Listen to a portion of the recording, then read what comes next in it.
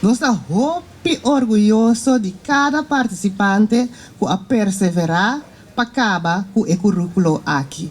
Não estava tão coisa de dia ou 2 dias, estava praticamente 3 lunas, 2 vezes para semana, timjaatje sabra. Dus het requerit toch basta doorzettingsvermogen para bevolken en leslang. E nós desmensinta só, pero também participar ativamente em training nang. Dus met quero tu rende mes da hobby orgulhoso que você AACC e tapara aqui nanang. Também tá prazer tava tapa a mim então eu só mira mi mes den vídeo como tá sinta admirar a apresentação de esnan ku a surpassar na medo e toma e coragem para participar na etanque de tribun. Tava uma experiência para a mim sumamente único e me povista como tá hobby feliz como não tava jurado. Mi tarefa tava fácil, diz how bem e tempo stopwatch, pero o jurado não estava tendo hard time, que nós não vai entender também, de membro de jurado.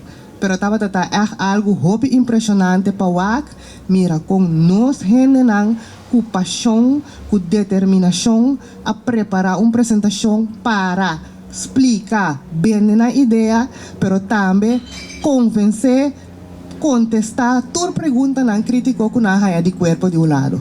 Não somente nós temos o ganador por aí bom paquete de prêmio, pero também é primeiro finalista e é de 2 finalistas.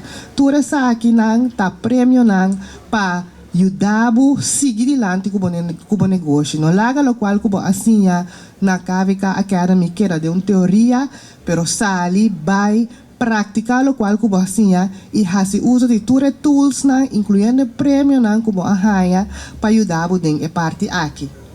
Dus me quero para que tu mais na sponsors e pedir aplauso para OLB, Bombida Boneiro, Cactus Accounting, Ohana Consultancy, Telbo, City Shop, MCB, Rocargo, TCB e Ministério de Assunto Econômico. Sin trainer, nós não temos KVK Academy. Dus me tinco para que tu e volve expressar nos gratitude na nos trainer de qual maioria de nang tem 3 ay acaba tá fazendo coisa aqui para nós. Dus aplauso para nos trainers nang. Por último, me desejo a cada de vocês hope éxito com vocês negócio de agora para adelante. KVK Academy acaba, pero KVK não vai nenhum caminho. Dus nós temos para vocês se tem pergunta, se mestre de guia, qualquer ideia que você tem, que papo conosco, nós temos.